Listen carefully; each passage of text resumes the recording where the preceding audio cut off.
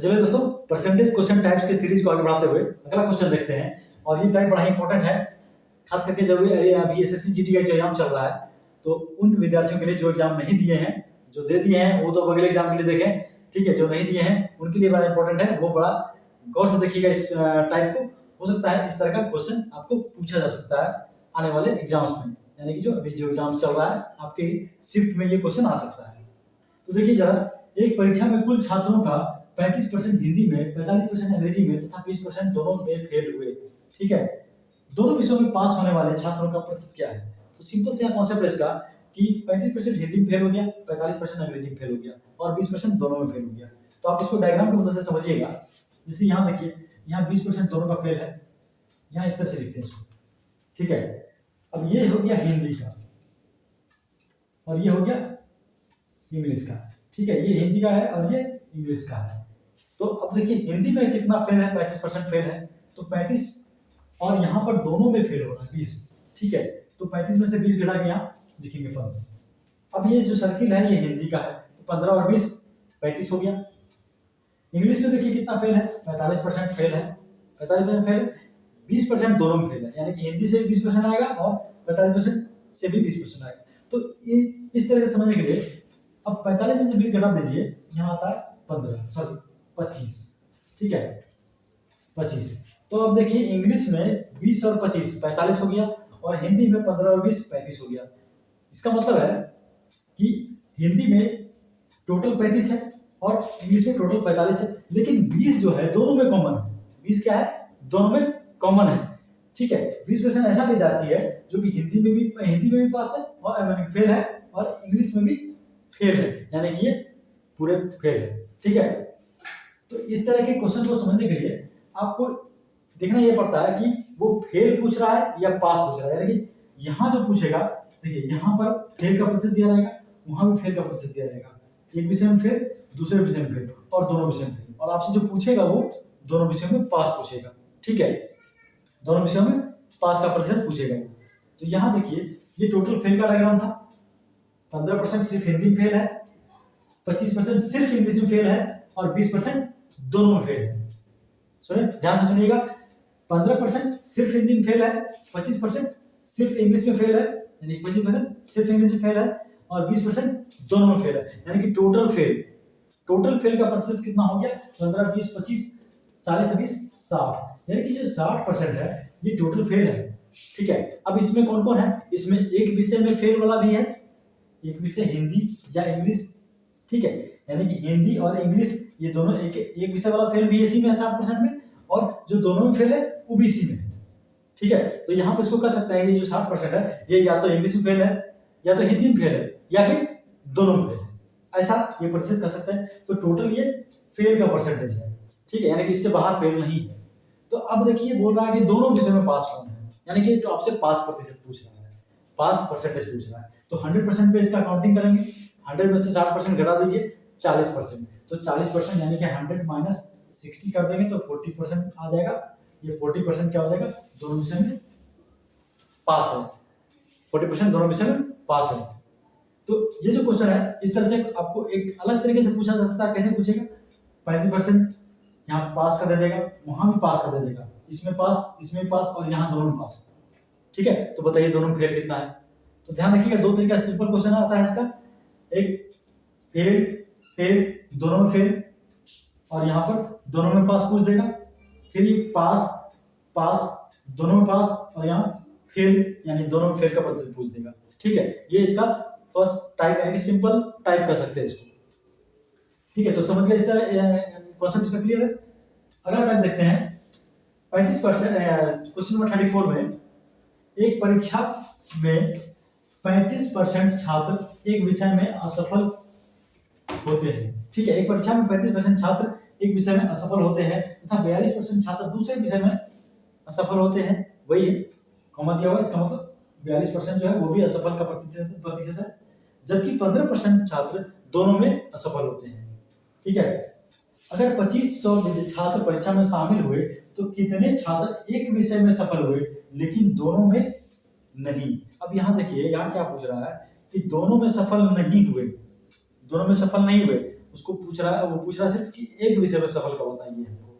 तो first part जो question का है वो आपको, यानी कि क्वेश्चन को हटा दें, ये क्वेश्चन का जो टेल है इसको हटा दें, तो आप देखिए सेम इसी प्रकार का है, 35% छात्र फेल, 42% छात्र फेल और 15% छात्र दोनों में फेल। तो यहाँ से तो हम दोनों में पास का निकाल सकते हैं कि दोनों में कितना परसेंट छात्र पास हुआ है। तो ठीक उसी प्रकार करेंगे, वो डायग्राम वाला था, डायग्राम से समझ गया उसी। आप इसको एक तरीके से और कर सकते हैं। तो इस तरह का क्वेश्चन जब आता हो तो इसी में देख लीजिए एक बार, इसमें एक चीज छूट गया, तो आप इसको ऐसे भी कर सकते हैं 35, 45 और फिर -20, यानी कि इसको ऐड करेंगे 35 और 45 कितना हो जाता है 80, ठीक है। और फिर इसमें जो दोनों में जो फेल है वो घटा देंगे 20, यानी कि 60 आ जाता है, ठीक है। और 60 को 100 से घटा कर वो निकाल लेते हैं दोनों में पास का। तो यही चीज यहाँ करेंगे, 35 और 42 जोड़ देंगे और इसमें से 15 को घटा देंगे। तो 35 प्लस 42 कितना हो गया 77, और इसमें से 15 घटा दिए तो 62। ये जो 62% है ये टोटल फेलियर का परसेंटेज है। जिस प्रकार यहाँ निकाले थे 60% टोटल फेलियर का परसेंटेज है, यानी कि 62 में या तो एक विषय में फेल है या फिर दोनों विषय में फेल है, दोनों का ही प्रतिशत इसमें 62 निकला हुआ है। यानी कि टोटल जो फेल विद्यार्थी है उसको आप लोग 62% में डाल दिए हैं, ठीक है। तो अब बताइए कि दोनों विषय में पास कौन है, यानी कि जो टोटल पास परसेंटेज का, या तो एक विषय में पास है या फिर दोनों विषय में पास है, कहने का मतलब ये। तो अब जो 62% जब फेल है तो 100 - 62 कर देते हैं। 100 - 62 यानी कि 100 - 62 करेंगे तो ये आ जाएगा 38। अब ये 38% है, ये 38% क्या है, या तो एक विषय में फेल है या फिर दोनों विषय में, सॉरी फेल नहीं, ये फेल तो यहाँ था 62%, ये जो 30% है 38% है ये दोनों विषय में पास है, ठीक है। फेल निकल गया, यहाँ टोटल फेल निकल गया।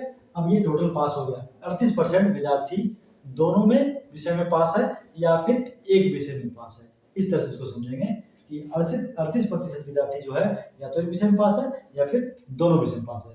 आप इसको सिंपल वे में समझिए, टोटल फेलियर का यहाँ पर आ गया, चाहे वो एक विषय में फेल हो चाहे दो विषय में फेल हो, और टोटल प्रतिशत पास का यहाँ आ गया, चाहे वो एक विषय में पास हो चाहे दोनों विषय में पास हो, ठीक है। अब देखिए यहाँ पर ये तो हो गया आपका दो विषय में पास का निकल गया यहाँ पर। अब हमारे पास एक यहाँ पर दिया हुआ है, जबकि 15% विषयों में, दोनों विषयों में असफल होते हैं। इस क्वेश्चन के पार्ट को पढ़िएगा कि 15% विद्यार्थी जो है दोनों ही विषयों में फेल है, 15% विद्यार्थी दोनों ही विषयों में फेल है।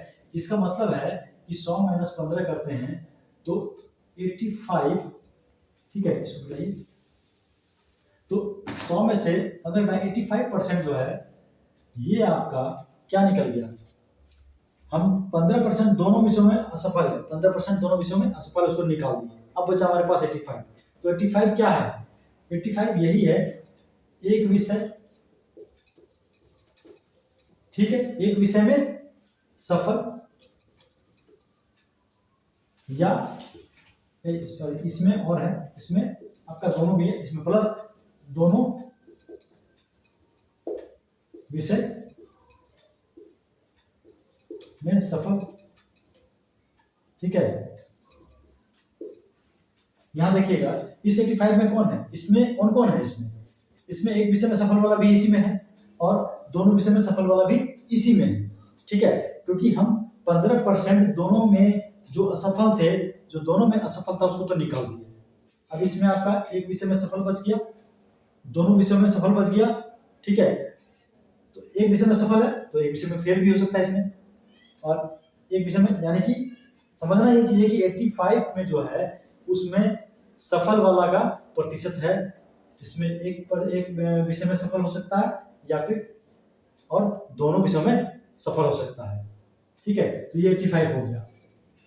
अब देखिए इसमें 85 में क्या है, आपको पूछ क्या रहा है, एक विषय में सफल हुए लेकिन दोनों में नहीं, एक विषय में सफल हुए लेकिन दोनों में नहीं। तो इसमें हम अगर दोनों विषय में सफल होने वालों को माइनस कर दें, 85% में से हम दोनों विषयों में सफल 38% निकालते हैं, इसको अगर माइनस कर दें 85 में से तो हमको क्या मिलेगा, एक विषय में सफल वाला मिल जाएगा, ठीक है। तो आप यहाँ पर 85 में से माइनस कर दीजिए 38 को, आपको मिल जाएगा 47। तो ये 47% जो हो गया ये एक विषय में सफल है लेकिन दोनों में नहीं है। ठीक है, यहाँ वही पूछ रहा है छात्र एक विषय में सफल हुए लेकिन दोनों में नहीं। तो 47% जो है वो एक विषय में सफल है लेकिन दोनों में नहीं। कैसे पता प्राप्त किया? 85 जो था उसमें एक विषय में सफल था और दोनों विषय में सफल था, दोनों का कंबाइंड परसेंटेज था वो, क्योंकि 15% था माइनस कर दिया 100 में से, असफल वाला हटा दिए पहले ही, असफल दोनों में असफल था तो वो हट गया, अब एक विषय में सफल बचा प्लस दोनों विषय में सफल बचा। दोनों विषय में सफल हमारे पास 38% था, 85 में से 38% घटा दिए, अब हमारे पास एक विषय में सफल बच गया, तो ये हो गया 47%। अब आप 47% निकाल सकते हैं किसका? 2500 का। वहाँ बोल रहा है 2500 का 47% निकालना है, क्योंकि पूछा यही जा रहा है कि 2500 टोटल विद्यार्थी है, टोटल विद्यार्थी कितना 2500 है, तो आप 2500 का निकाल दीजिए 47%। ठीक है, इसको काट दीजिए, 25 गुना 47 कीजिएगा, 25 गुना 47 कीजिएगा तो आ जाएगा 1175। ठीक है, तो इस प्रकार से आप इस क्वेश्चन को समझ सकते हैं। तो इस तरह से आपको घुमाया जा सकता है थोड़ा सा, इस प्रकार और भी क्वेश्चन बनाइएगा इस तरह का, तो आपको क्लियर हो जाएगा। ध्यान दें, क्वेश्चन में दो ही फॉर्मेट से आता है, जो सिंपल तरीके से पूछा जाता है, सिंपल टाइप में बोल सकते हैं इसको, इंटरमीडिएट या फिर मैट्रिक लेवल के एग्जाम्स में पूछा जाता है। आगे मैट्रिक लेवल इंटरमीडिएट का एग्जाम रहा उसमें तो सब बढ़ जाता है। ठीक है, तो आपको तो कम क्वेश्चन जो भी हो आप उसको उसके लेवल को हाई कौन कर देता है? कंपटीटर कर देता है। परीक्षा में क्या होता है कि जो आप स्कूल या कॉलेज लेवल के जो एग्जाम देते हैं उसमें आपका लड़ाई होता है क्वेश्चन से। ठीक है, उसमें लड़ाई होता है आपका क्वेश्चन पेपर से। और यहाँ क्या होता है, यहाँ आपका जो युद्ध होता है, यहाँ आपका जो लड़ाई होता है आपके कंपटीटर से होता है, वो कितना काबिल है, वो कितना तेज है, वो कितना फास्ट बना सकता है, आपको उससे फास्ट बनाना पड़ेगा। वो कितने घंटे मेहनत कर रहा है, वो कितने स्पीड एंड एक्यूरेसी पे काम कर रहा है, आपको भी उसी प्रकार से काम करना पड़ेगा। इसीलिए कंपटीशन का लेवल बढ़ते चला जा रहा है। ठीक है, तो आपको भी बढ़ाना पड़ेगा, अपने अपने तरीके से प्रैक्टिस करके उसको बढ़ाया जा सकता है कंपटीशन के लेवल को। कंपटीशन का लेवल तो बढ़ ही रहा है धीरे धीरे। ठीक है, क्योंकि जो विद्यार्थी का भीड़ है, अब क्या है कि बीटेक वाला चाहे बाकी सब भी बहुत सारे डिपार्टमेंट की स्ट्रीम से जनरल कंपटीशन में कूद पड़े हैं।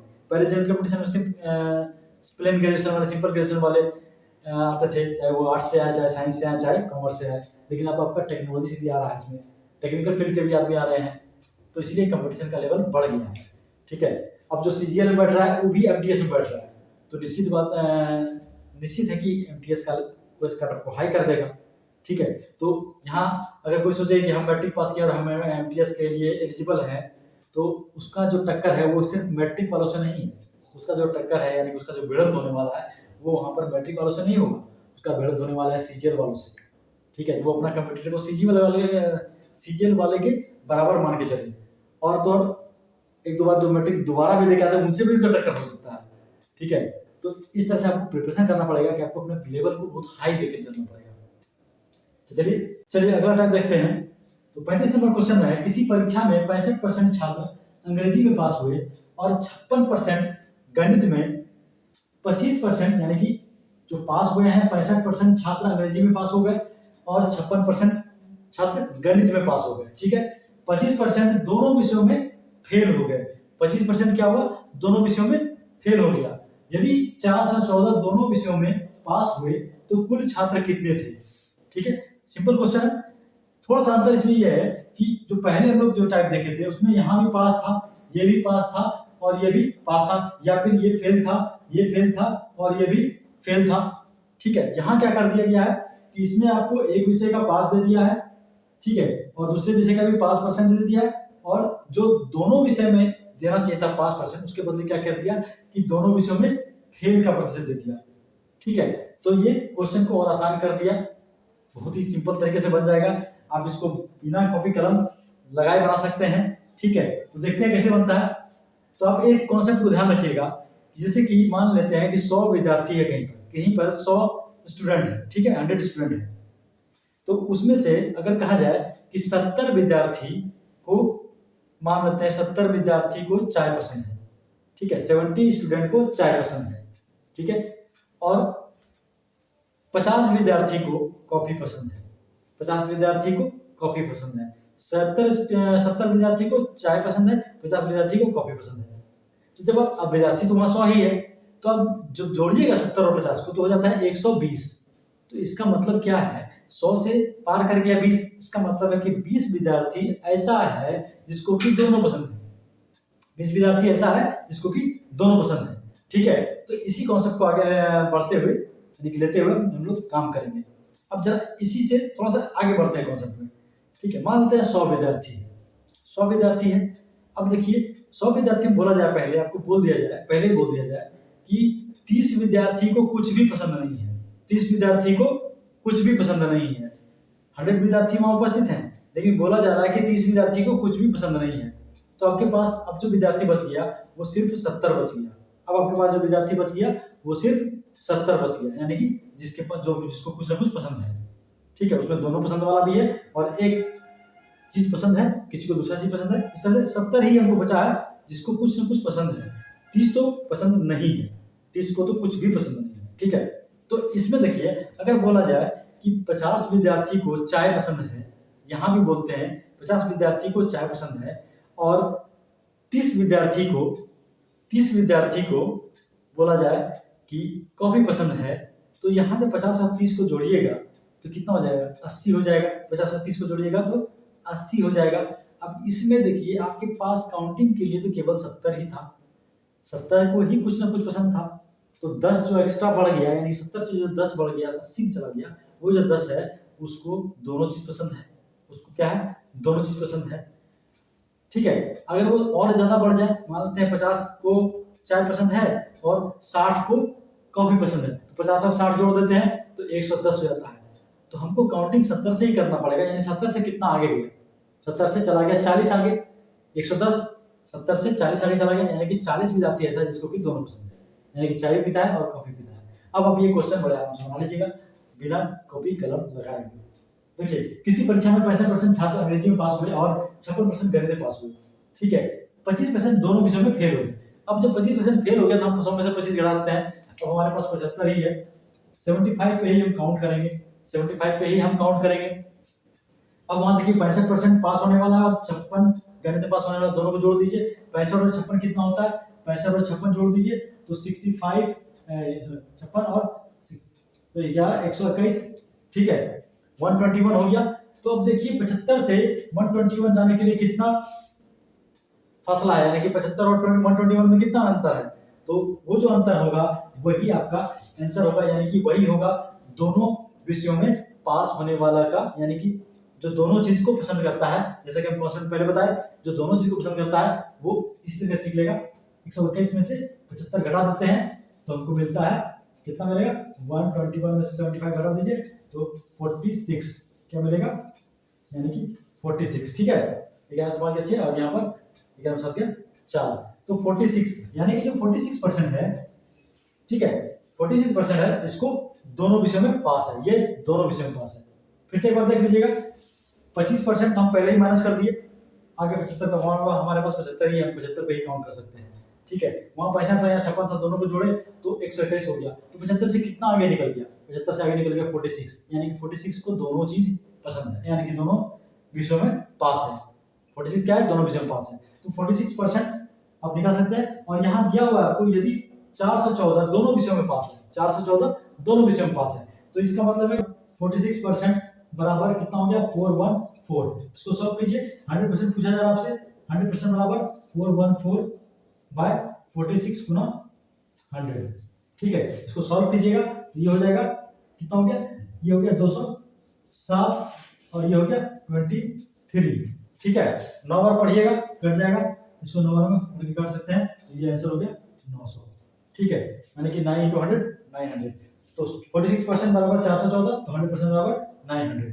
ठीक है, सेम यहाँ क्वेश्चन में वही चीज है, इसमें भी वही चीज है। यहाँ भी देखिए आप,